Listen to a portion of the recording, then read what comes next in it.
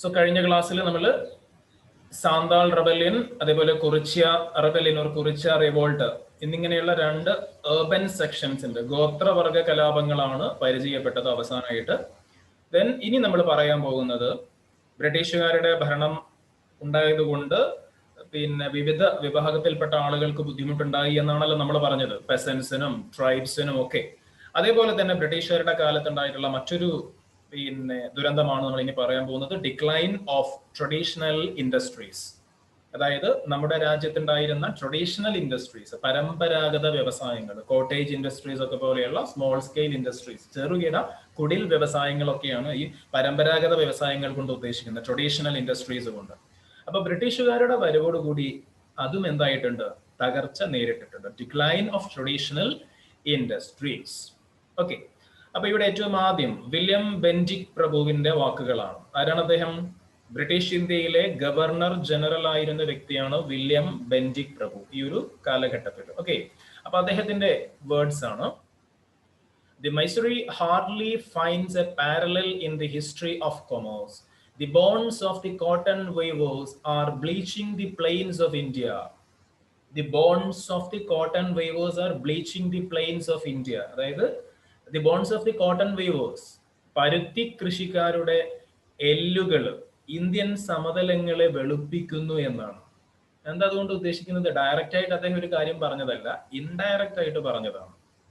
എന്താണ്? പരുത്തി കർഷകരുടെ എല്ലുകള് ഇന്ത്യൻ സമതലങ്ങളെ വെളുപ്പിക്കുന്നു. അവിടെ ഉദ്ദേശിക്കുന്നത് പരുത്തി കർഷകർക്ക് ഉണ്ടായിട്ടുള്ള ദുരിതങ്ങളും പട്ടിണിയും മരണങ്ങളും കഷ്ടപ്പാടുകളൊക്കെയാണ്. ഓക്കെ, അവര് പട്ടിണി കിടന്ന് മരണപ്പെടാൻ തുടങ്ങി, അല്ലെങ്കിൽ പട്ടിണി അങ്ങനെയുള്ള ഒരുപാട് ബുദ്ധിമുട്ടുകളും കഷ്ടപ്പാടുകൾക്കും അവർക്ക് ഉണ്ടായി എന്നൊക്കെ ഇവിടെ ഉദ്ദേശിക്കുന്നത്. അപ്പൊ എന്താ അതിനൊക്കെയുള്ള കാരണം, എന്താ ഇവിടെ ഉദ്ദേശിക്കുന്നത് എന്നുള്ളത് നമുക്ക് താഴെ നോക്കാം. സോ ഹെഡിങ് മറന്നു പോകേണ്ട, ഡിക്ലൈൻ ഓഫ് ട്രഡീഷണൽ ഇൻഡസ്ട്രീസ്, പരമ്പരാഗത വ്യവസായങ്ങളുടെ തകർച്ച. ഓക്കെ, അപ്പോ ശ്രദ്ധിക്കുക. The extract given above is the observation made by William Bentinck, the Governor General of India, on the decline of textile industry that was world famous once.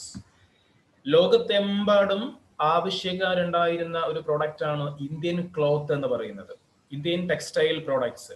നമ്മൾ 9th പഠിച്ചിട്ടുണ്ട്, ഇന്ത്യയിൽ നിന്നും ചൈനയിൽ നിന്നും ഒക്കെയുള്ള സിൽക്ക് അങ്ങനെയുള്ള ക്ലോത്തുകളൊക്കെ, ലോകത്തിന്റെ പിന്നെ കാർപ്പറ്റുകളൊക്കെ ലോകത്തിന്റെ പല ഭാഗത്തേക്കും പ്രാചീന കാലം മുതൽക്കേ പോയിട്ടുണ്ട്.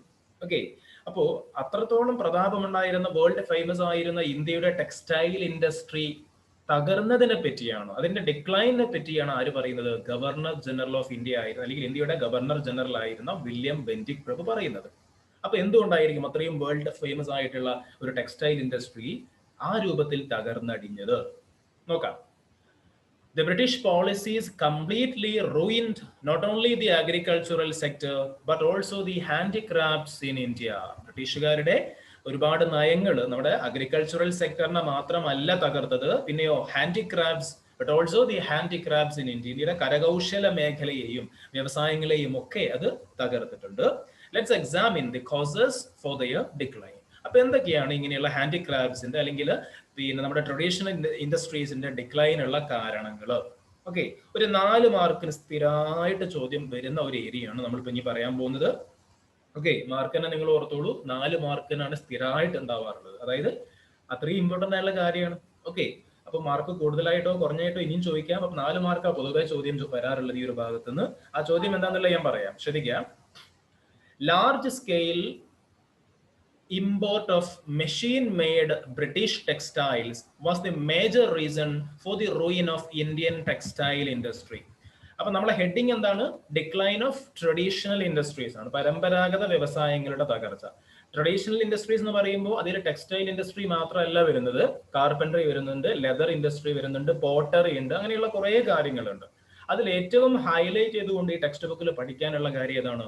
ഡിക്ലൈൻ ഓഫ് ടെക്സ്റ്റൈൽ ഇൻഡസ്ട്രി ആണ്. നേരത്തെ പറഞ്ഞതുപോലെ വേൾഡ് ഫേമസ് ആയിരുന്ന, ഇന്ത്യയുടെ വേൾഡ് ഫേമസ് ആയിരുന്ന ഒരു പ്രൊഡക്റ്റ് ആണ്, അല്ലെങ്കിൽ ഒരു സെക്ടർ ആണ്, ഒരു ഇൻഡസ്ട്രി ആയിരുന്നു ഇത്, ടെക്സ്റ്റൈൽ ഇൻഡസ്ട്രി. അപ്പൊ ആ ടെക്സ്റ്റൈൽ ഇൻഡസ്ട്രി എന്തുകൊണ്ട് തകർന്നു എന്നതാണ് ഇവിടെ ഹൈലൈറ്റ്. ഓക്കെ, അപ്പൊ അതിന്റെ ഒന്നാമത്തെ കാരണം നിങ്ങൾ കൗണ്ട് ചെയ്തോളൂ. ഒന്നാമത്തെ പോയിന്റ് ആണെന്ത്? Large scale import of machine made British textiles. Okay, അതാണ് പോയിന്റ്. അതായത് ബ്രിട്ടീഷുകാർ വൻതോതിൽ യന്ത്രനിർമ്മിത തുണിത്തരങ്ങൾ ഇന്ത്യയിലേക്ക് കൊണ്ടുവന്നു.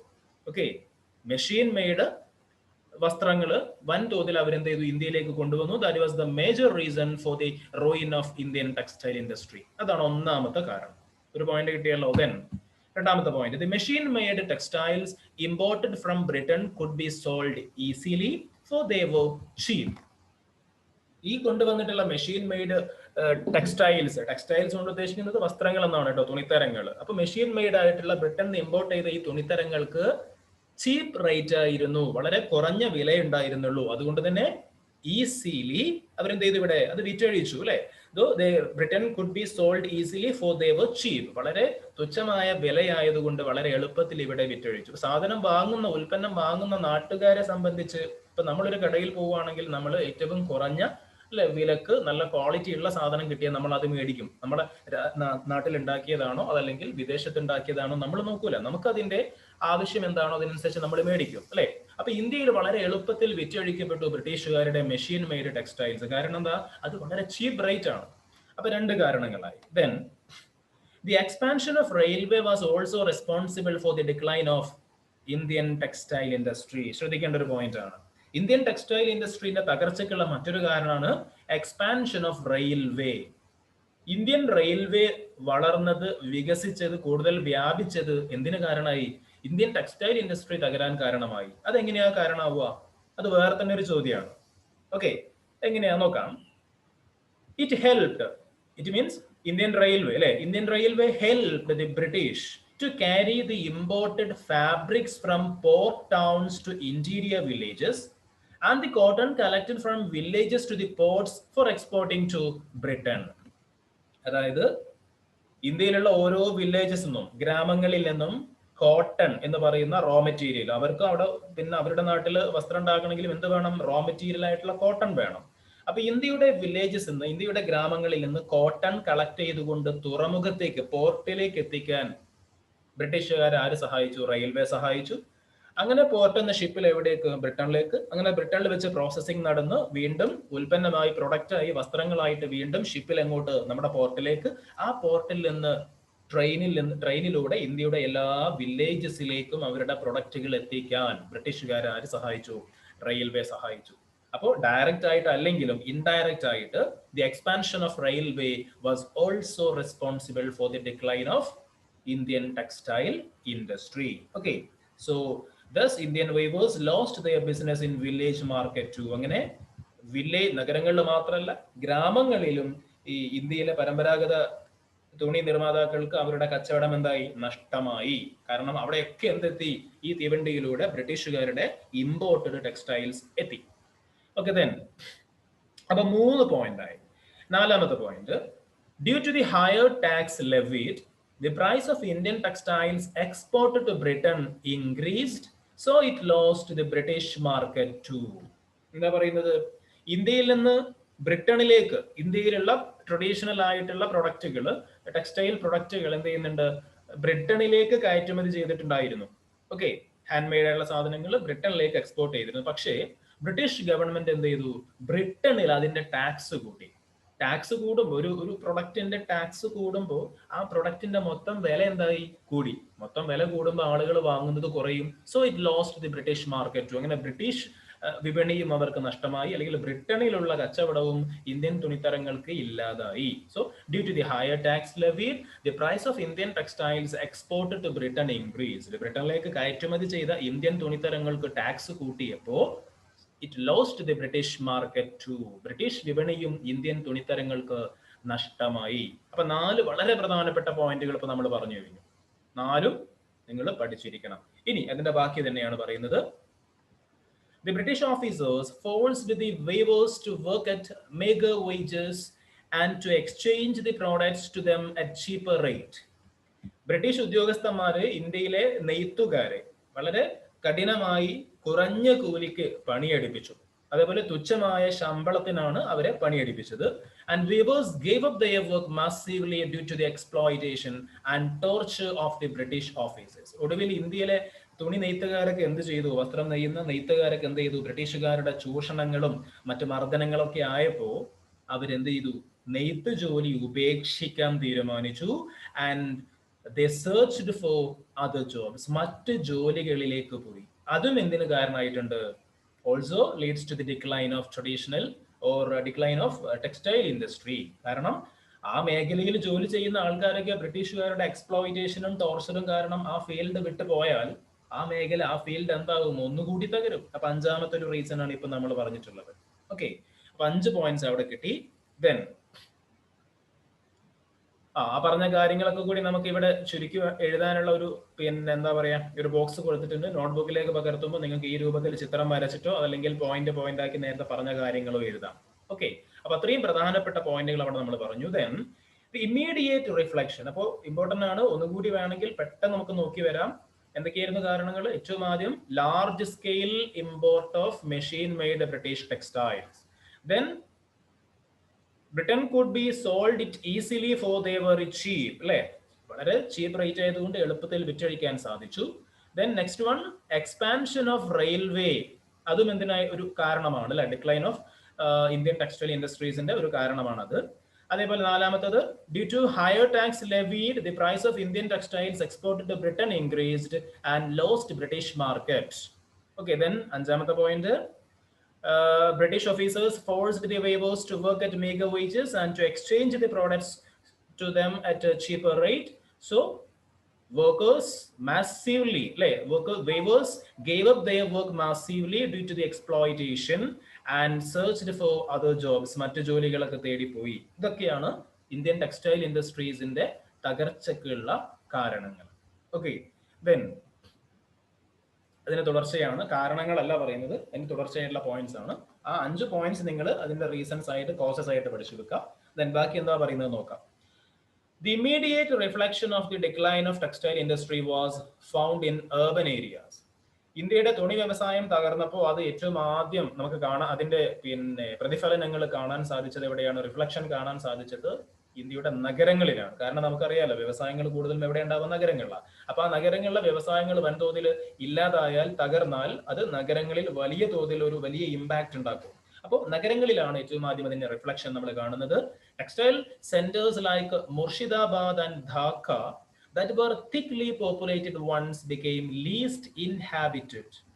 ജനങ്ങൾ തിങ്ങി നിറഞ്ഞിരുന്ന 2 നഗരങ്ങളായിരുന്നു മുർഷിദാബാദും ധാക്കയും. ഓക്കെ, മുർഷിദാബാദ് ഇന്ന് പിന്നെ നമ്മുടെ വെസ്റ്റ് ബംഗാളിലാണ്, ധാക്ക ഇന്ന് ബംഗ്ലാദേശ് എന്ന് പറയുന്ന രാജ്യത്താണ്. അന്ന് ഇതെല്ലാം കൂടി ഇന്ത്യയുടെ ഭാഗമാണല്ലോ. അപ്പോൾ textile centres like Murshidabad and Dhaka, വലിയ തുണി നിർമ്മാണ കേന്ദ്രങ്ങളായിരുന്ന മുർഷിദാബാദും ധാക്കയും ഒക്കെ പിന്നെ ആ പ്രതാപകാലത്ത് എങ്ങനെയായിരുന്നു? തിക്ലി പോപ്പുലേറ്റഡ് ആയിരുന്നു. എന്നാൽ ഈ ഇൻഡസ്ട്രി തകർന്നപ്പോൾ that became least inhabited, ജനങ്ങളൊന്നും താമസിക്കാത്ത വളരെ കുറച്ച് ആളുകൾ മാത്രം പാർക്കുന്ന ഒരു നഗരമായിട്ട് മാറി. And the people who had been working in textile industry migrated to villages and engaged in agriculture related works.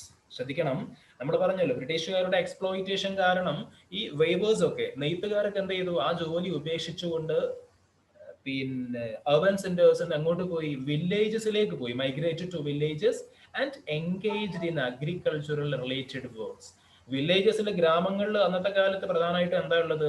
കൃഷിയാണ്. അപ്പൊ നെയ്ത്തുകാരൊക്കെ ഗ്രാമത്തിലെത്തി കൃഷിയുമായി ബന്ധപ്പെട്ട മേഖലയിലേക്ക് തിരിഞ്ഞു. അപ്പൊ നമ്മൾ പൊതുവെ വിചാരിക്കുക കൂടുതൽ ആളുകൾ കൃഷിയിലേക്ക് വരുമ്പോൾ കൃഷി എന്താവും? കൂടുതൽ മെച്ചപ്പെടും, വളരും എന്നാ വിചാരിക്കുക. പക്ഷെ സംഭവിച്ചത് എന്താന്ന് നോക്കാം. As a result, the number of people who engaged in agriculture to earn a living increased. കൃഷിയെ ഡിപ്പെൻഡ് ചെയ്തുകൊണ്ട് ജീവിക്കുന്ന ആൾക്കാരുടെ എണ്ണം വല്ലാതെ കൂടി. അതുപോലെ വില്ലേജസിലുള്ള ആളുകളുടെ എണ്ണം വല്ലാതെ കൂടി. It fragmented the agricultural fields and the production fell to stagnant. ആളുകൾ ഒരുപാട് പേര് വില്ലേജസിലേക്ക് എത്തുകയും എല്ലാവരും കൃഷിയിലേക്ക് തിരികുകയും ചെയ്തപ്പോൾ കൃഷിഭൂമി എന്തായി? It fragmented the agricultural fields. അതായത് കൃഷിഭൂമി ചെറിയ ചെറിയ കഷണങ്ങളായി പലരുടെയും കൈകളിലെത്തി. ഓക്കെ, കൃഷിഭൂമി ചെറിയ ചെറിയ ഭൂമികളായി, തുണ്ടുഭൂമികളായിട്ട് പലരുടെയും കൈകളിലേക്ക് എത്തിയപ്പോൾ അതിന്റെ റിസൾട്ട് എന്തായിരുന്നു? Production fell to stagnant. ഉൽപാദന മുരടിപ്പ്. ഉൽപാദനം, ലാർജ് സ്കെയിൽ പ്രൊഡക്ഷൻ അവിടെ സാധ്യമാവാതെ വന്നു. കാരണം കുറെ ആളുകൾ വീട് വെക്കാനും ഒക്കെ ആയിട്ട് ഒരുപാട് ആൾക്കാർക്ക് ഭൂമി അവിടെ പോവേണ്ടി വന്നു. അതേപോലെ തന്നെ ലാർജ് സ്കെയിൽ കൃഷിക്ക് പകരം ഓരോരുത്തരും ചെറിയ ചെറിയ രൂപത്തിലുള്ള കൃഷി ചെയ്തപ്പോൾ അതൊക്കെ ഉൽപാദനത്തെ, അതിന്റെ മൊത്തത്തിലുള്ള പ്രൊഡക്ഷൻ എന്തായി? പ്രതികൂലമായിട്ട് ബാധിച്ചു. ഓക്കെ, സോ നേരത്തെ പറഞ്ഞിട്ടുള്ള ട്രഡീഷണൽ ഇൻഡസ്ട്രീസിന് അല്ലെങ്കിൽ ടെക്സ്റ്റൈൽ ഇൻഡസ്ട്രീസിന്റെ തകർച്ച അപ്പൊ എന്തിനും കൂടി കാരണമായി also leads to the decline of or stagnation in the agricultural sector. കാർഷിക രംഗത്ത് ഒരു മുരടിപ്പിന്, സ്റ്റാഗ്നേഷന് അത് കാരണമായി. The state of handicrafts in villages was not different. Observe the following table. അതായത് ഗ്രാമങ്ങളിലുള്ള ഹാൻഡിക്രാഫ്റ്റ്സ് എന്ന് പറയുമ്പോൾ എന്താ, ഈ കരകൗശല ജോലി അല്ലെ, ആ മേഖലയുടെ പിന്നെ കാര്യവും വ്യത്യസ്തമായിരുന്നില്ല. അതായത് ബ്രിട്ടീഷുകാരുടെ ഭരണകാലത്ത് ഹാൻഡിക്രാഫ്റ്റ്സും എല്ലാ മേഖലയും തകർന്നിട്ടുണ്ട് എന്നാണ് ഇവിടെ ഉദ്ദേശിക്കുന്നത്. അപ്പൊ എക്സാമിന് പിന്നെ മാച്ച് ദി ബോക്സ് ആയിട്ടും അല്ലാത്ത രൂപത്തിലൊക്കെ ചോദിക്കുന്ന ഒരു ബോക്സ് ആണ് താഴെ പറയാൻ പോകുന്നത്. നമ്മൾ ടെക്സ്റ്റൈൽ ഇൻഡസ്ട്രിയാണ് വലിയ പോയിന്റ്സ് ആയിട്ട് ഇപ്പൊ പഠിച്ചത് അല്ലെ, അതിന്റെ തകർച്ചയ്ക്കുള്ള കാരണങ്ങൾ. അതേപോലെ ബ്രിട്ടീഷുകാരുടെ കാലത്ത് തകർന്നിട്ടുള്ള മറ്റു ചില വില്ലേജ് ഇൻഡസ്ട്രീസ് ആണ് ഇവിടെ പറയുന്നത്. അതിന്റെ കൂടുതൽ കാരണങ്ങളൊന്നും പഠിക്കാനില്ല, ഒറ്റ പോയിന്റ് മാത്രം നോക്കാം നമുക്ക്. വില്ലേജ് ഇൻഡസ്ട്രി ബ്രിട്ടീഷുകാരുടെ കാലത്ത് തകർന്നിട്ടുള്ള ഒരു വില്ലേജ് ഇൻഡസ്ട്രിയാണ് പോട്ടറി. എന്താ പോട്ടറി? മൺപാത്ര നിർമ്മാണമാണ്. Causes of decline, import of aluminium vessels. Aluminium പാത്രങ്ങൾ ഇറക്കുമതി ചെയ്തപ്പോ എന്തായി? മൺപാത്രങ്ങളുടെ കച്ചവടം അല്ലെങ്കിൽ അതിന്റെ ഉൽപാദനം ആ ഒരു മേഖലയിൽ ജോലി ചെയ്ത ആൾക്കാരുടെയൊക്കെ ബുദ്ധിമുട്ടുണ്ടാവാൻ തുടങ്ങി, തകരാൻ തുടങ്ങി. ടാനിങ് എന്ന് പറയുകയാണെങ്കിൽ തുകൽപ്പണി, ലെതർ ഉണ്ടല്ലോ, തുകൽപ്പണി എന്നാണ്. അപ്പൊ അത് തകരാനുള്ള കാരണം എന്താണ്? Export of raw leather to Europe. Tanning എന്ന് പറഞ്ഞാൽ തുകൽപ്പണിയാണ്. അപ്പൊ തുകൽപ്പണി എടുക്കണമെങ്കിൽ എന്ത് വേണം? നല്ല ലെതർ വേണം. എന്നാൽ നല്ല ലെതറൊക്കെ എങ്ങോട്ട് പോയി? Export of raw leather to Europe. അസംസ്കൃത വസ്തുവായിട്ടുള്ള ലെതർ ഒക്കെ എങ്ങോട്ട് പോയി? യൂറോപ്പിലേക്ക് പോയപ്പോ ഇന്ത്യയിലുള്ള ആ വ്യവസായം തകർന്നു. ദെൻ കാർപ്പൻട്രി ആണ്, അഥവാ മരപ്പണി, ആശാരിപ്പണി, മരപ്പണി എന്ന് പറയാം.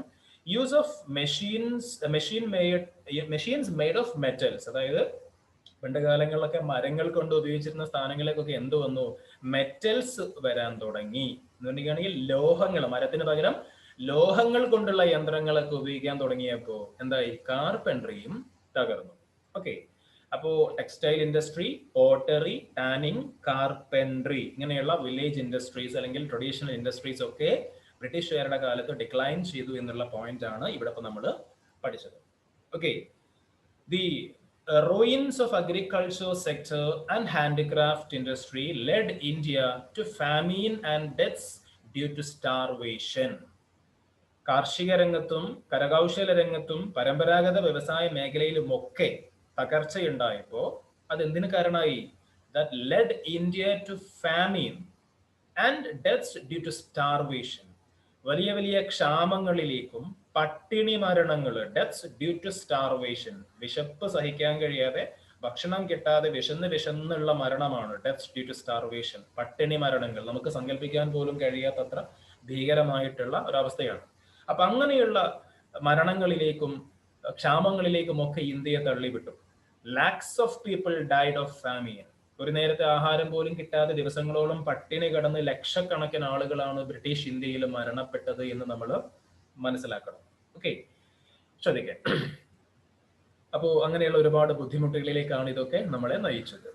So the advent of modern industries and the plight of the workers. അപ്പൊ ബ്രിട്ടീഷുകാർ എന്ത് തകർത്തു? ട്രഡീഷണൽ ഇൻഡസ്ട്രീസ് ബ്രിട്ടീഷുകാർ തകർത്തു. നമ്മുടെ നാട്ടിലുണ്ടായിരുന്ന പരമ്പരാഗത വ്യവസായങ്ങളൊക്കെ അവർ തകർത്തു. അതേസമയം the advent of modern industries and the plight of the workers. ബ്രിട്ടീഷുകാരുടെ കാലത്താണ് എന്ത് ഇവിടെ സ്റ്റാർട്ട് ചെയ്യുന്നത്? മോഡേൺ ഇൻഡസ്ട്രീസ്, ആധുനിക വ്യവസായങ്ങൾ ഇന്ത്യയിൽ തുടങ്ങുന്നത് ബ്രിട്ടീഷുകാരാണ്. അത് നമ്മൾ അംഗീകരിക്കണം. പക്ഷേ അവിടെയും വർക്കേഴ്സിന്റെ, തൊഴിലാളികളുടെ അവസ്ഥ കഷ്ടപ്പാട് തന്നെയായിരുന്നു. അതാണ് നമ്മൾ ഇവിടെ പറയാൻ പോകുന്നത്. Okay, the plight of the workers എന്ന് പറഞ്ഞാൽ തൊഴിലാളികളുടെ അവസ്ഥ എന്നാണ് പറയുന്നത്. നമുക്ക് നോക്കാം എന്താണ് അവസ്ഥ. നമുക്ക് ശ്രദ്ധിക്കാം. British industrialists started modern industries in India in the 19th century. 19th centuryയിൽ ഇന്ത്യയിൽ പല സ്ഥലത്തും ബ്രിട്ടീഷ് വ്യാപാരികൾ എന്ത് ചെയ്തു? ആധുനിക വ്യവസായങ്ങൾ, മോഡേൺ ഇൻഡസ്ട്രി സ്റ്റാർട്ട് ചെയ്തു. But their number was limited. Okay, വളരെ കുറച്ച് മാത്രം. The plantation industry was the first among them. അങ്ങനെ ബ്രിട്ടീഷുകാർ ഇന്ത്യയിൽ സ്റ്റാർട്ട് ചെയ്തിട്ടുള്ള മോഡേൺ ഇൻഡസ്ട്രീസ് അല്ലെങ്കിൽ മോഡേൺ ഇൻഡസ്ട്രീസിൽ ഏറ്റവും ആദ്യത്തേത് പ്ലാന്റേഷൻ ഇൻഡസ്ട്രിയാണ്. Okay, plantation industry. എന്താ പ്ലാന്റേഷൻ ഇൻഡസ്ട്രി? ഏതെങ്കിലും ഒരു പ്ലാന്റേഷന്റെ ബേസിലുള്ള അല്ലെങ്കിൽ ഒരു പ്ലാന്റേഷനെ ഡിപ്പെൻഡ് ചെയ്തുകൊണ്ടുള്ള ഇൻഡസ്ട്രി അല്ലെ. ഇപ്പൊ നമുക്കറിയാലോ, തേയിലത്തോട്ടം, തേയില, ടീ ലീവ്സ് അല്ലെ, അതെന്താ? അതൊരു കൃഷിയാണ്, അതൊരു പ്ലാന്റേഷൻ ആണ്, തോട്ടമാണ്, പ്ലാന്റേഷൻ ആണ്. അതിനെ ഡിപ്പെൻഡ് ചെയ്തുകൊണ്ടുള്ള ഇൻഡസ്ട്രിയാണ് ഏത്? Tea factory. ചായപ്പൊടി ഉണ്ടാക്കുന്ന ടീ ഫാക്ടറി നമുക്കറിയാലോ. അപ്പോൾ അങ്ങനെയുള്ള ഇൻഡസ്ട്രി, അതാണ് പ്ലാന്റേഷൻ ഇൻഡസ്ട്രി എന്ന് പറയുന്നത്. ഏതെങ്കിലുമൊക്കെ പ്ലാന്റേഷന്, തോട്ടങ്ങളെ ഡിപ്പെൻഡ് ചെയ്തുകൊണ്ടുള്ള ഇൻഡസ്ട്രി. അതേപോലെ ഷുഗർ കെയിൻ ഇൻഡസ്ട്രി നമുക്കറിയാം അല്ലെ. Later industries like textile, jute, steel and paper were established. പിന്നീട് ഈ പറയുന്ന മേഖലയിലൊക്കെ എന്തുണ്ടായി? വ്യവസായങ്ങൾ ഉണ്ടായി. Textile industry, jute, steel, paper ഈ തുടങ്ങിയ സാധനങ്ങളൊക്കെ പ്രൊഡ്യൂസ് ചെയ്യുന്ന ഇൻഡസ്ട്രീസ് ഉണ്ടായി. And the labourers in these industries, ശ്രദ്ധിക്കണം, the labourers in these industries were exploited. ഈ പിന്നെ വ്യവസായ മേഖലയിലൊക്കെ ജോലി ചെയ്യുന്ന തൊഴിലാളികൾ ചൂഷണത്തിനിരയാക്കപ്പെട്ടിട്ടുണ്ട്. And their condition was extremely pathetic. വളരെ പരിതാപകരമായിരുന്നു അവരുടെ അവസ്ഥ. The following were the major problems faced by them. Modern ഇൻഡസ്ട്രീസിലുള്ള പിന്നെ വർക്കേഴ്സ്, ആധുനിക വ്യവസായശാലകളിലുള്ള ഇന്ത്യൻ വർക്കേഴ്സിന്റെ അവസ്ഥ എന്തൊക്കെയായിരുന്നു? അതാണ് ഇവിടെ പറയുന്നത്. Prolonged working hours. അവരുടെ ബുദ്ധിമുട്ടുകൾ എന്തൊക്കെയായിരുന്നു? Major problems. Prolonged working hours എന്ന് പറഞ്ഞാൽ ഒരുപാട് നേരത്തെ ജോലി, അഥവാ പിന്നെ ജോലി സമയം വളരെ കൂടുതലായിരുന്നു എന്നർത്ഥം. ഓക്കെ, ഒരുപാട് നേരം നീണ്ടു നിൽക്കുന്ന ജോലി. അതേപോലെ മെഗാ വേജസ്, തുച്ഛമായ ശമ്പളം, തുച്ഛമായ വളരെ കുറഞ്ഞ ശമ്പളം.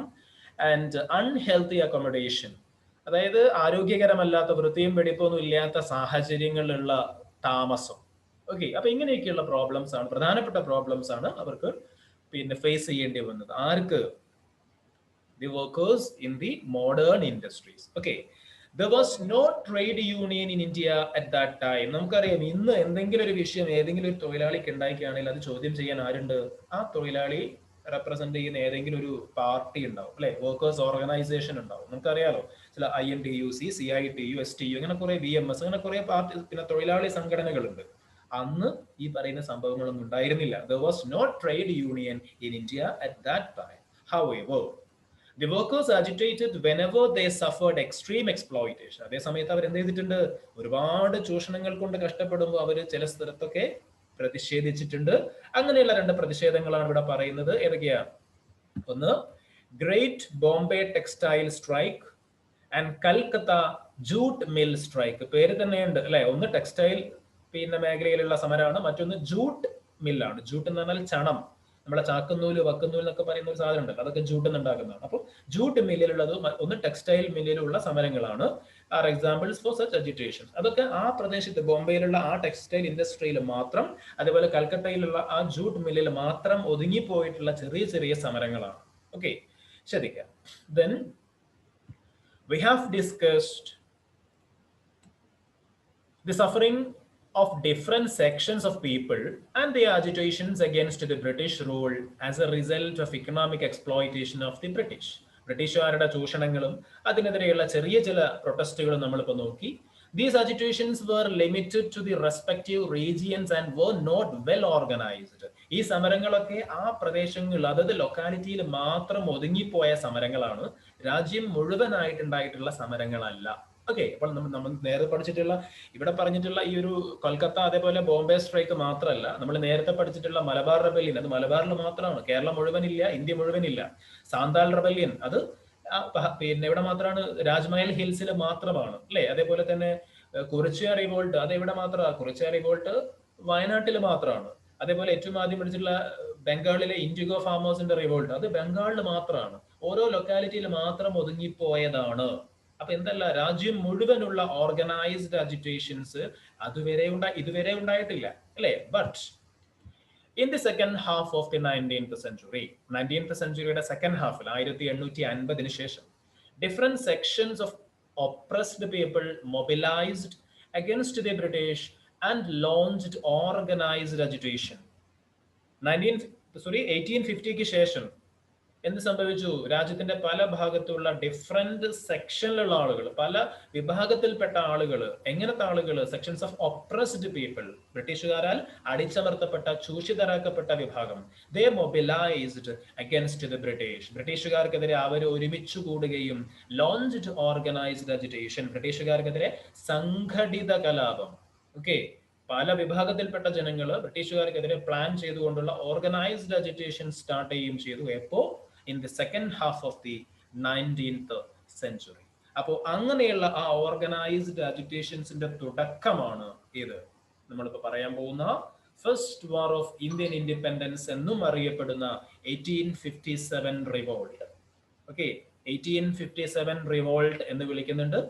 First war of Indian independence, ഇന്ത്യയുടെ ഒന്നാം സ്വാതന്ത്ര്യ സമരം എന്ന് വിളിക്കുന്നുണ്ട്.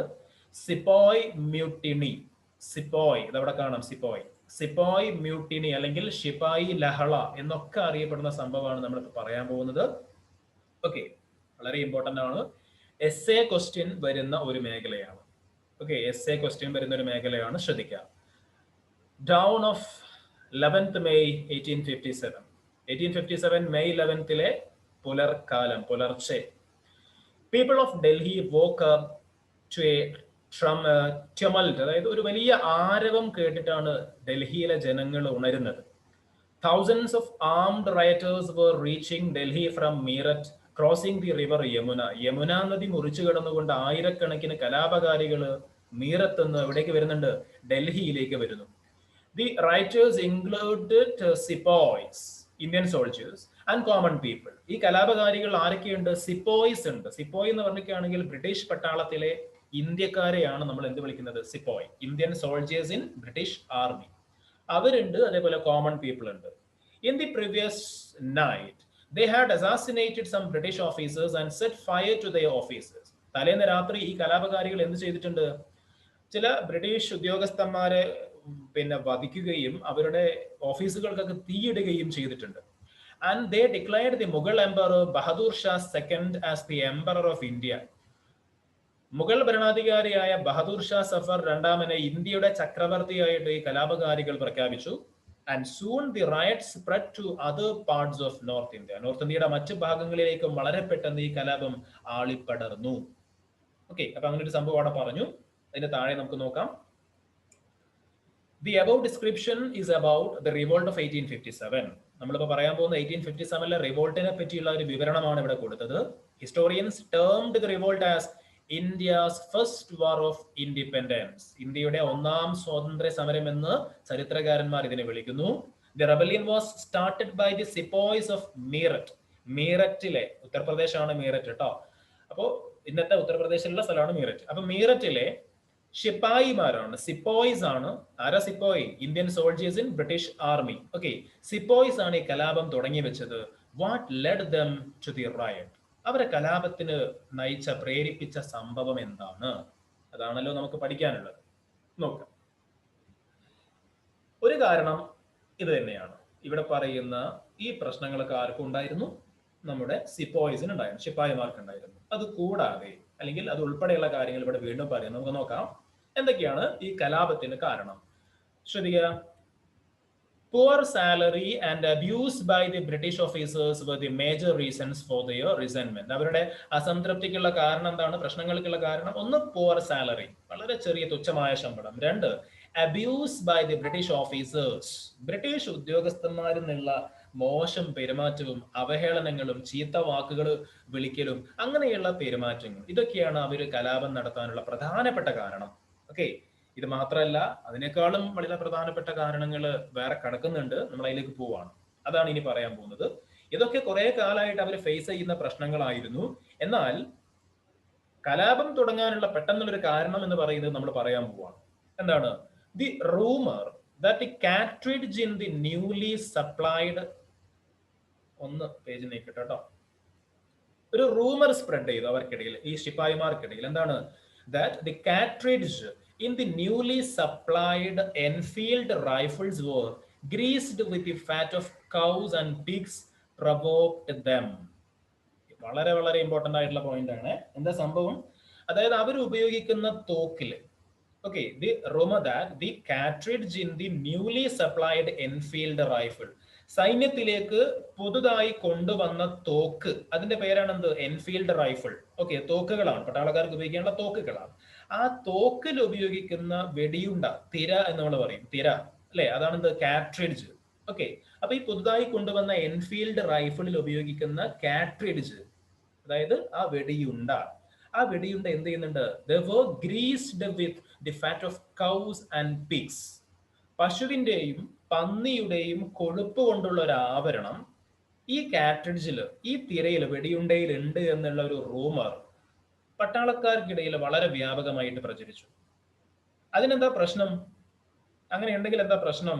താഴെ പറയുന്നു, it wounded the religious sentiments of the Hindus and Muslim soldiers. ഈ പട്ടാളത്തില് ശിപായിമാരിൽ ആരുണ്ട്? ഹിന്ദുക്കളുണ്ട്, മുസ്ലിങ്ങളുണ്ട്. ഹിന്ദുക്കളെ സംബന്ധിച്ച് പശു ഒരു പുണ്യമൃഗമാണ്. മുസ്ലിങ്ങളെ സംബന്ധിച്ച് പന്നി എന്ന് പറയുന്നത് ഒരു നിഷിദ്ധമായിട്ടുള്ള വസ്തുവാണ്, ഹറാമാണ്, അല്ലെ? അപ്പൊ ഈ രണ്ടു പേർക്കും, അപ്പൊ ഈ വെടിയുണ്ടയില് ഈ പശുവിന്റെയും പന്നിയുടെയും കൊഴുപ്പിന്റെ ആവരണമുണ്ട്, കൊഴുപ്പ് അടങ്ങിയിട്ടുണ്ട് എന്ന് വന്നാൽ മുസ്ലിങ്ങളെ സംബന്ധിച്ച് ആ വെടിയുണ്ട ഉപയോഗിക്കുന്നതിൽ ചില ബുദ്ധിമുട്ടുകളുണ്ട്. ഹിന്ദുക്കളെ സംബന്ധിച്ചും ആ വെടിയുണ്ട ഉപയോഗിക്കുന്നതിന് ചില ബുദ്ധിമുട്ടുകളുണ്ട്. കാരണം ആ വെടിയുണ്ടന്റെ മുകളിലുള്ള ഒരു ആവരണം, ആ ആവരണത്തിലാണ് ഒരു കവറിംഗ് ഉണ്ടാവും. ആ കവറിംഗിലാണ് എന്തുള്ളത്? ഈ പശുവിന്റെയും പന്നിയുടെയും കൊഴുപ്പുണ്ട് എന്നുള്ള ഒരു വാർത്ത പടർന്നത്. അപ്പൊ ഈ ആവരണം വെടിയുണ്ടയിൽ നിന്ന് വായ കൊണ്ട് കടിച്ച് ഒഴിവാക്കിയിട്ട് വേണം ആ വെടിയുണ്ട തോക്കിൽ ഫിൽ ചെയ്യാൻ. ഓക്കെ, അതൊന്നും ഇവിടെ പറയുന്നില്ല, ഫിൽ ചെയ്യാൻ. അപ്പോൾ ഇത്തരത്തിൽ നിഷിദ്ധമായ ഒരു വസ്തു മുസ്ലിങ്ങൾ വായ കൊണ്ട് കടിക്കുക എന്ന് പറഞ്ഞാൽ അത് അവർക്ക് ചിന്തിക്കാൻ കഴിയുന്ന കാര്യമല്ല.